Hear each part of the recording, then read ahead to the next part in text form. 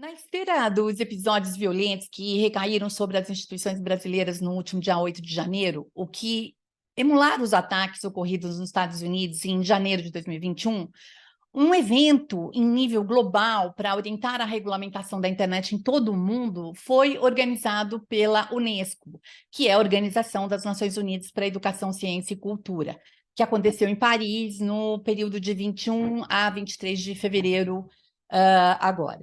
E a conferência, chamada Internet for Trust, entra em uma fase, vamos dizer, decisiva de discussão sobre um conjunto de soluções regulatórias para mídias sociais, para preservar a liberdade de expressão, melhorar a confiabilidade das informações e, claro, promover os direitos humanos no mundo das plataformas digitais. Eu sou a Neuza Maria Bojiquian, apresentando o programa do Diálogos INEU, produzido pelo INCT para Estudos sobre os Estados Unidos, e nesse vídeo nós vamos falar dessa recente conferência da Unesco, e a nossa convidada é a querida pesquisadora Jaqueline Trevisan Pigato, que é doutoranda em Ciências Sociais pela Unesp de Araraquara, fez mestrado em RI pelo Programa Santiago Dantas, é pesquisadora sênior hoje na Associação Data Privacy Brasil, e, é claro, uma pesquisadora na área de governança global de internet, e ela acompanhou presencialmente todo o evento da Unesco. Bem, eu vou começar, então, Jaqueline, destacando o título da conferência, né, que eu achei muito interessante, Internet for Trust. E o que está por trás desse título, né? Carrega ali um princípio, um conceito. O que está sendo reivindicado? Uma internet em que se possa confiar. Simples assim, mas complicado, né? Sim, porque como a gente viu com os ataques no Brasil e em outras partes do mundo, a negação altamente organizada dos fatos, das regras, da amplificação da desinformação e das conspirações, elas foram turbinadas em um ambiente desgovernado, né? Vamos dizer assim, em nível mundial, em nível internacional.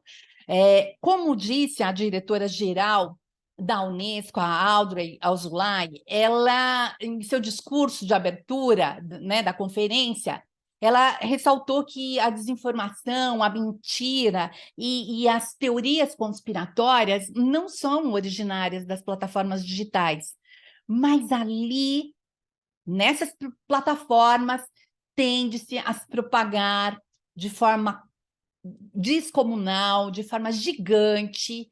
É por ali, nessas plataformas digitais, que passa-se perigosamente a desvirtuar a verdade. E com isso a gente nota que o foco da Unesco é a moderação de conteúdo, portanto, né? A Jaqueline vai especificar isso, mas a gente conversou nos bastidores, ela já trouxe esse ponto, né? E eu acho muito importante, pelas minhas leituras também eu notei isso. E outra coisa que eu gostaria de destacar é a presença do Brasil, que se projetou por meio de uma carta do presidente Lula, lida durante o evento, e na qual ele defendeu o estabelecimento de um regime sobre os conteúdos publicados nas plataformas, de modo a garantir o exercício não apenas dos direitos individuais, mas também dos direitos coletivos, ou seja, em linha com os princípios da conferência, o direito de cada cidadão de acessar as informações verdadeiras e não as mentiras. E como foi lembrado no evento, as plataformas de mídia social, elas dependem de algoritmos que, de fato, tendem a priorizar o engajamento, como a gente sabe, né, nas mídias sociais, em prejuízo da segurança e dos direitos humanos. O presidente Lula, ele também lembrou que a disseminação, né, que a desinformação durante a pandemia, ela contribuiu muito para as mortes que a gente contabilizou aqui no Brasil, milhares de mortes, né?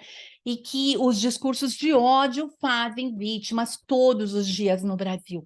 Infelizmente, a gente já tem tantos problemas sociais, a gente ainda tem mais esse, né? Turbinado pela internet.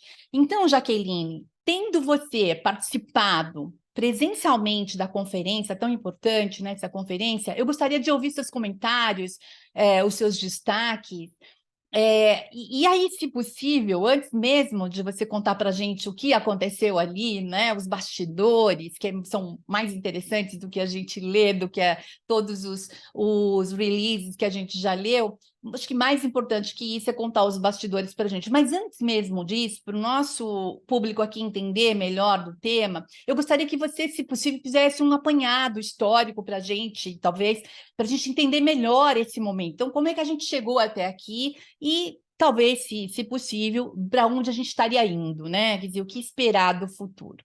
Então, eu já agradeço muito a sua presença aqui. Você é muito bem-vinda, a gente já se conhece há algum tempinho, mas eu queria muito que você viesse falar aqui com a gente, e hoje aconteceu isso, então eu estou muito feliz, muito obrigada.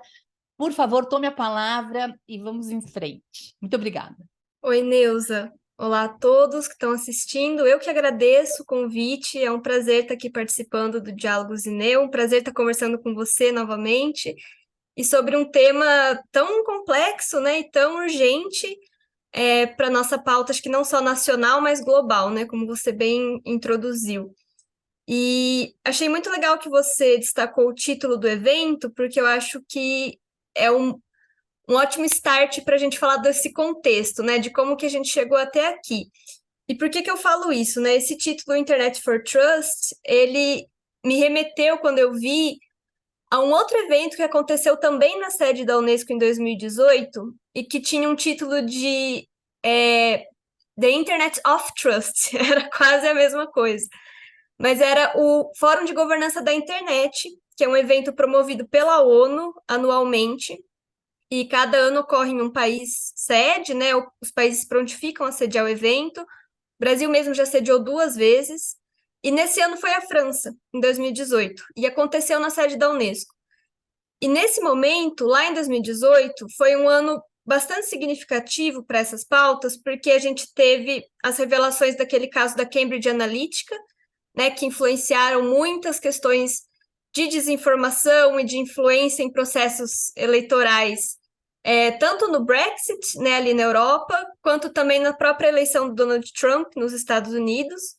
Então, a gente tinha todo esse debate sobre o uso dos dados pessoais para recomendação de conteúdo, né, com o uso dos algoritmos para recomendar o conteúdo, e também, em 2018, a gente tinha a entrada em vigor da Regulação Geral de Proteção de Dados da União Europeia, né, que foi uma lei muito forte, né, com peso muito forte de aplicação extraterritorial, e que acabou ali gerando um efeito Bruxelas, né, de vários países acabarem aprovando suas leis de proteção de dados também naquele período. O Brasil, inclusive, aprovou em 2018 também a nossa LGPD, nossa Lei Geral de Proteção de Dados. E ali foi um momento muito significativo, porque o presidente Emmanuel Macron participou desse fórum, fazendo um discurso muito duro sobre regulação de plataformas. Inclusive, ele mencionou as questões de discurso de ódio, de combate à desinformação e também do uso de dados pessoais. E foi um momento em que ele colocou uma tônica que, para a área de governança da internet, é muito difícil você ver do ente estatal, que é: nós vamos regular. Então, ou as empresas, a sociedade civil se juntavam a eles para regular juntos, ou seriam regulados pelo Estado. Então, a tônica do discurso foi muito essa. E aí foi um impacto, porque, historicamente, na governança da internet, você não tem um Estado tão ativo.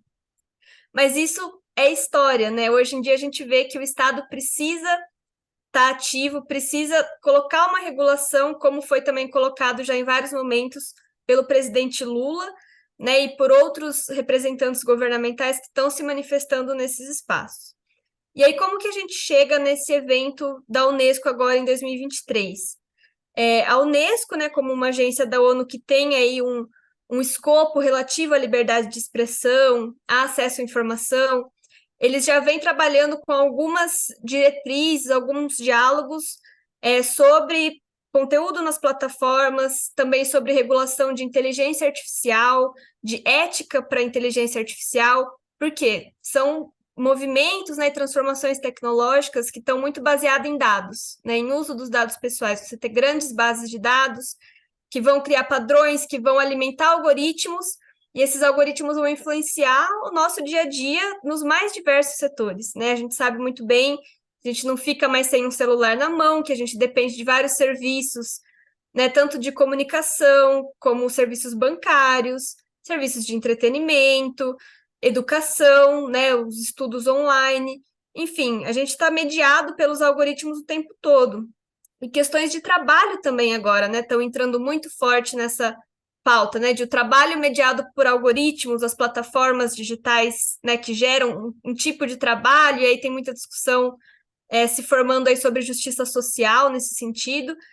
Então, você tem uma gama de temas e de setores envolvidos numa discussão que acaba voltando às plataformas. E aí, o que agravou muito esse cenário, né? Como você colocou, questões como a pandemia, né? Então, questões de saúde global estavam sendo intermediadas por essas plataformas, né? Como que o conteúdo está sendo disseminado, um conteúdo verídico, né? Um conteúdo nocivo, com informação falsa, próprios representantes governamentais, às vezes, colocando uma informação falsa na internet, né? A gente viu muito isso também durante a pandemia, mas sobre outras questões como processos eleitorais, né, e processos democráticos, questionando aí a validade das urnas eletrônicas, por exemplo, questionando o próprio processo. Então, você tem toda essa série de questões que acabam fazendo com que o Estado venha se posicionar nesse debate, e a Unesco acho que foi muito feliz em promover um debate multissetorial, porque você não pode ter só o Estado dizendo que deve ser regulado, você também não pode ter um poder concentrado nas plataformas, e isso mantém a tradição da governança da internet, que é esse debate multissetorial, é você ter todos os setores envolvidos, então você ter estados, setor privado, acadêmicos, especialistas técnicos, sociedade civil organizada, todos eles ali na mesa para colocar os seus pontos de vista, para colocar suas demandas e algum consenso, por mínimo que seja, porque a gente sabe que é muito difícil, né, ter um consenso global em alguma coisa, e quem dirá sobre a internet. Mas para colocar algum consenso sobre essa regulação de plataformas. E aí, um outro ponto que esse evento da Unesco traz, e que foi muito noticiado até pela mídia brasileira, que era um evento de regulação da internet. E aí eu acho importante a gente fazer uma ressalva, porque a gente está falando de plataformas, né, principalmente ali de mídias sociais, mas plataformas digitais de modo geral, né, que você pode compartilhar um conteúdo, que você pode usar para um serviço, seja um serviço privado ou até mesmo um serviço governamental, por que não, né, com governo digital, por exemplo. A internet em si, ela é todo um sistema muito mais complexo e cuja regulação acontece em diferentes instâncias, né? Então, você tem protocolos técnicos, padrões de comunicação entre redes, e esse tipo de gerenciamento, digamos assim, já tem sido feito e muito bem executado desde a criação da internet aí nos últimos quase 30 anos. Então, quando a gente está falando desse evento da Unesco em específico, ele está dentro do escopo da agência, né, de liberdade de expressão e acesso à informação, para ter informações confiáveis na internet, como você bem ressaltou o título do evento, né, Internet for Trust, uma questão de confiança para as plataformas digitais para o acesso à informação. Então, o que a Unesco propõe? Ela colocou, no final do ano passado, não lembro exatamente, foi setembro ou outubro de 22, um documento, né, que seria uma espécie de um primeiro rascunho de diretrizes para regulação de plataformas, né? Então, a Unesco nem tem um mandato para impor algum tipo de regulação, eles querem simplesmente elencar algumas diretrizes no que diz respeito à responsabilidade dos atores, né? Então, tanto responsabilidade do Estado, do próprio setor privado, né? Aumentar medidas de transparência, então, por exemplo, as plataformas digitais emitirem relatórios mais completos de transparência e principalmente de ter um supervisor independente das plataformas que faça, né, parte de um sistema regulatório. Então, eles estão trabalhando com intenções de se criar um ente regulador específico para esse tema. E esse primeiro rascunho, ele foi aberto para comentários no finalzinho do ano, se eu não me engano, entre dezembro e janeiro ali, mas ele foi um processo que pegou muitos atores de surpresa, assim, e aí ele foi muito criticado, porque foi um processo muito rápido, não teve muita abertura para diálogo, e é um tema muito complexo. E uma vitória que a gente percebeu nesse evento é que a Unesco entendeu isso e eles expandiram esse processo para durar mais tempo, para a gente conseguir realmente aprofundar esses diálogos, porque acaba envolvendo muita coisa. Então, por exemplo, inicialmente, a intenção da Unesco era finalizar esse documento nessa conferência e lançar agora em fevereiro. Mas eles perceberam que acabou entrando tanta coisa em jogo que eles falaram: peraí, vamos, calma, respira, vamos conversar então e estender esse processo para ver o que mais a gente consegue melhorar e abarcar nessas diretrizes. Porque acaba tendo uma legitimidade muito grande, né? Você seguir um documento da Unesco, como o Brasil já demonstrou apoio, e aí outros países e entidades do setor privado também podem apoiar. Inclusive, a Meta, né, que possui o Facebook, o WhatsApp, o Instagram, eles mesmos estão advogando por maior regulação, né? Eles emitem notas falando: digam para a gente o que, que é que tem que ser feito, né? E vamos trabalhar para isso. Então, esse primeiro documento acabou sendo bastante criticado, e aí a Unesco soltou uma segunda versão desse rascunho alguns dias antes da conferência. Então, a gente foi para a conferência com essa segunda versão, que está aberta a comentários, né? Então, a gente pode fazer contribuições, qualquer pessoa, né? Entidade, enfim, pode fazer suas contribuições, até o comecinho de março agora. E aí, um dos diretores, né, da Unesco, da parte de comunicações, ele anunciou no final do evento que esse processo vai se estender por mais alguns meses. Eles vão fazer uma coleta de tudo que foi discutido ali na conferência, com os comentários que estão sendo recebidos online, e fazer uma terceira versão do documento. E essa terceira versão também vai passar por mais uma sessão de comentários. Isso é muito bom, porque vai enriquecendo muito o debate, né? São debates muito complexos. A intenção da Unesco é lançar esse documento por volta de setembro, que casa ali com a agenda da Assembleia Geral da ONU e também uma reunião ministerial que vai acontecer em torno do Pacto Global Digital, que a ONU está propondo, que é um processo que envolve também uma série de diretrizes sobre diferentes temas, né? Regulação de IA, por exemplo, proteção de dados, a própria questão de conteúdo nas mídias sociais, a questão de informação como bem público, que é uma questão que foi muito debatida ali na conferência. Então, esse processo está casando com outros processos que a ONU está conduzindo, né, sobre essa pauta da agenda digital como um todo. E aí ele colocou que a expectativa é setembro, mas a gente ainda não tem um prazo fechado. Pode ser que esse processo se estenda por mais tempo. E aí, o que aconteceu nesses 3 dias, né, de conferência? A gente teve um primeiro dia, que foi chamado Dia Zero, onde teve uma série de eventos paralelos, organizados em grande parte por entidades da sociedade civil, mas também organizadas pela Unesco, né, que a Unesco convidou especialistas de diferentes países, de diferentes setores, para dialogar. Então, você tinha representante da Google, por exemplo, dialogando com representante da Comissão de Juristas de Inteligência Artificial aqui do Brasil, do Senado Federal. Você tinha experts, né, pesquisadores no tema de moderação de conteúdo, e isso só no primeiro dia. E aí você teve mais 2 dias de painéis que a Unesco propôs e também convidou diferentes atores para expor os seus pontos de vista e para dialogar.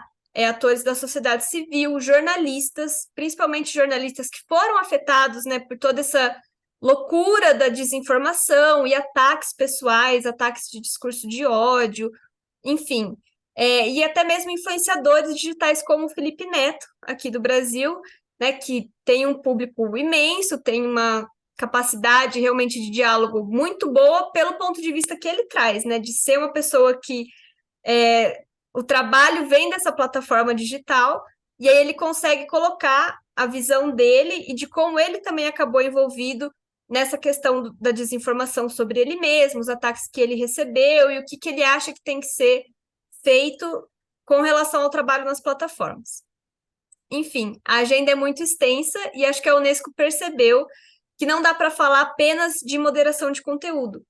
Até porque quando você vai falar de moderação, você tem uma definição conceitual um tanto complexa, né? Então, por exemplo, tem muitas discussões sobre a plataforma. Ela é apenas um intermediário que vai repassar uma mensagem de terceiro, ou ela é responsabilizada pelo conteúdo, já que ela faz uma uma verificação ali, uma curadoria algorítmica do conteúdo que ela vai entregar, né? Então, se você pega, por exemplo, a legislação estadunidense, né, que foi exportada mundialmente, digamos assim, até que os outros países começassem a legislar, né, como a internet nasceu nos Estados Unidos, você tem a famosa seção 230 da Lei de Decência de Comunicações, lá da década de 90, que fala que as plataformas não são responsáveis pelos conteúdos postados por terceiros, exceto na questão de conteúdo de abuso sexual infantil, que já é uma coisa mais consensuada, né? Então, lógico, também tem questão de direitos autorais, que ali nos Estados Unidos sempre pegou muito, mas, de modo geral, as plataformas não seriam responsáveis. Então, isso está sendo muito questionado. Inclusive, o timing da conferência da Unesco bateu até com casos importantes que estão sendo iniciados na Suprema Corte dos Estados Unidos sobre essa questão, se as plataformas seriam responsáveis, por exemplo, pela disseminação de conteúdo terrorista, né, e que fez vítimas, né, que influenciou pessoas. Então, como a plataforma tem essa ferramenta, né, de coleta de dados, de criar perfis das pessoas e recomendar o conteúdo que ela considera mais adequado para as pessoas, como que ela não pega uma parte da responsabilidade, né, sobre isso? Então, acho que essa é a principal discussão que foi posta.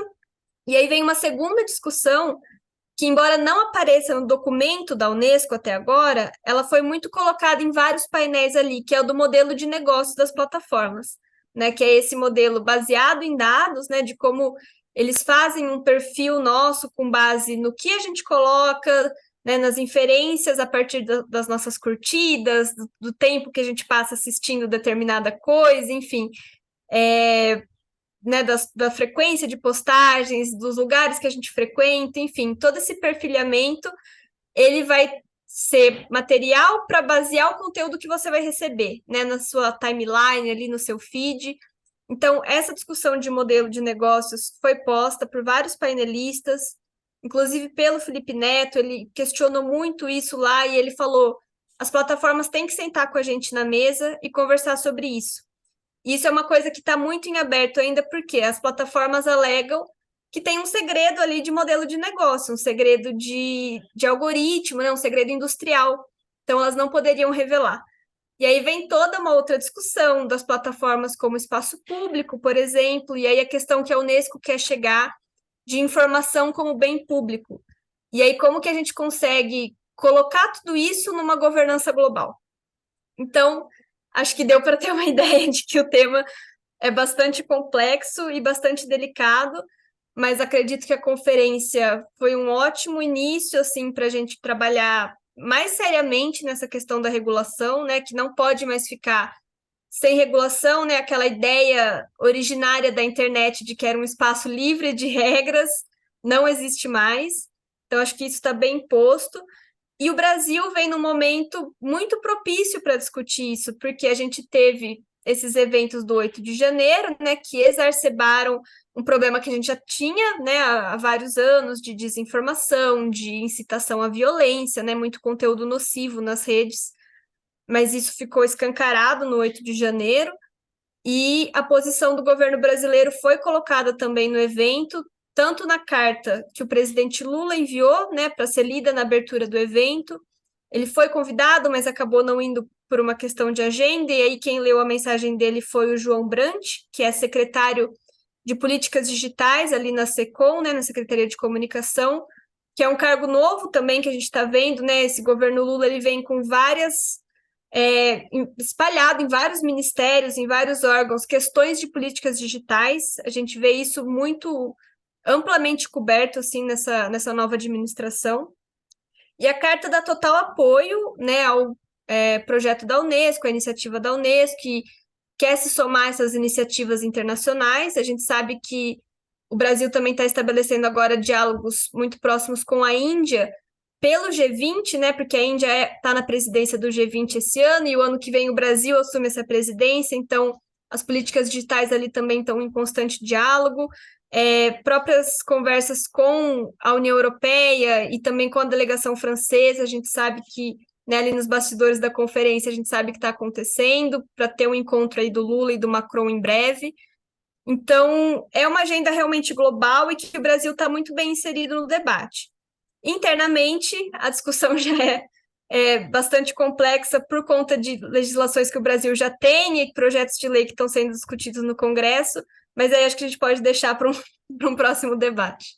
De fato, Jaqueline, muito interessante tudo isso e muito complexo, né? A gente está diante de um tremendo desafio, né? Que a civilização, as civilizações passam, as sociedades enfrentam, né? Mas que tem que ser enfrentado, tem que ser encarado, né? E todos esses desafios e essa governança, esse modelo de como se comportar, como devemos nos comportar, né, dentro de um espaço a gente está falando de itens muito preciosos, né? Então, a gente está falando de informação com essa concepção de bem público mesmo e de confiabilidade. E então é preciso haver esse regime, né? Esse conjunto de regras e de políticas e tal.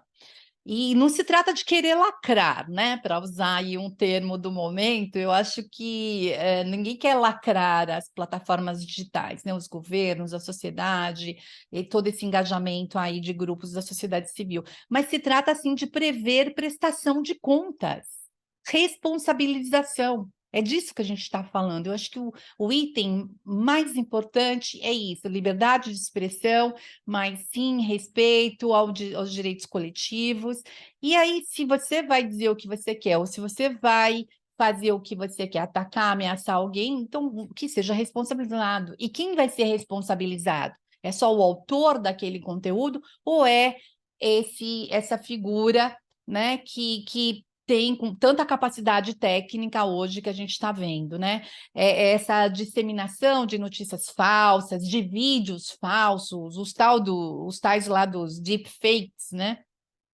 Com os usos de dados online para adequar mensagens publicitárias a indivíduos, que você tocou nesse assunto. Então, responsabilização de empresas que têm técnica para isso, que têm equipamento para isso, né? Com base na identificação de vulnerabilidades pessoais dos destinatários, né? O tal do micro-targeting, né? Enfim, com a coleta de dados e essa mineralização de dados, aquilo que as empresas chamam de geração de valor a partir de dados. Tudo isso, o que fez? Desnudou as empresas que claramente decidiram maximizar os lucros a qualquer custo, inclusive às custas de rupturas e danos irreparáveis aos processos democráticos, né? Então, acho que isso ficou claro, como você disse, o evento ele acontece num momento muito simbólico, um momento muito emblemático, e, enfim, então acho que o debate e todo esse engajamento a gente está se mobilizando, está assim, procurando fazer algo com toda a dificuldade, com todos os problemas que estão aí, já que a gente já consegue medir, mas o que a gente não pode é perder as esperanças, né?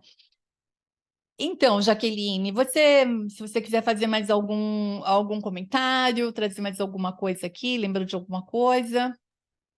Acho que só tocar num ponto que você mencionou que é muito importante, que é a questão da prestação de contas.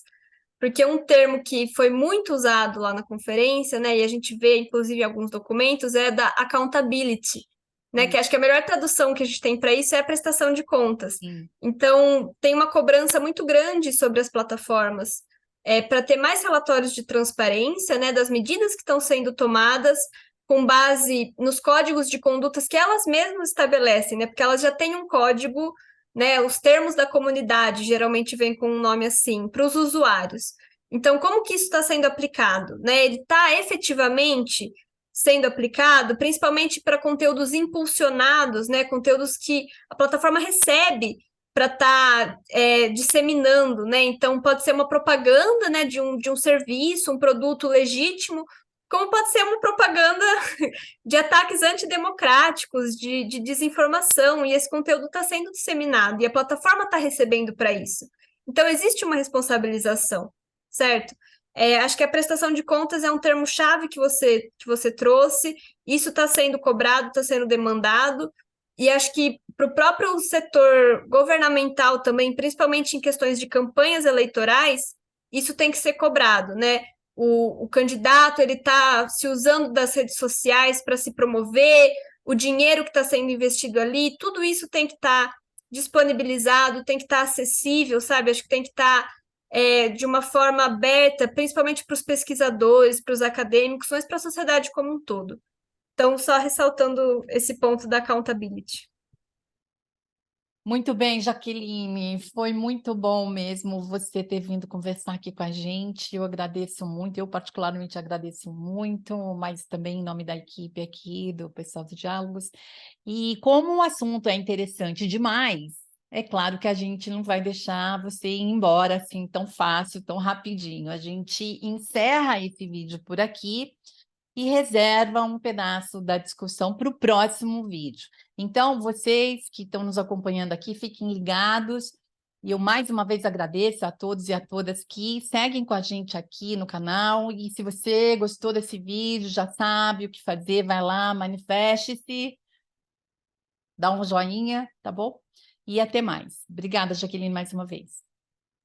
Obrigada, Neuza, um prazer.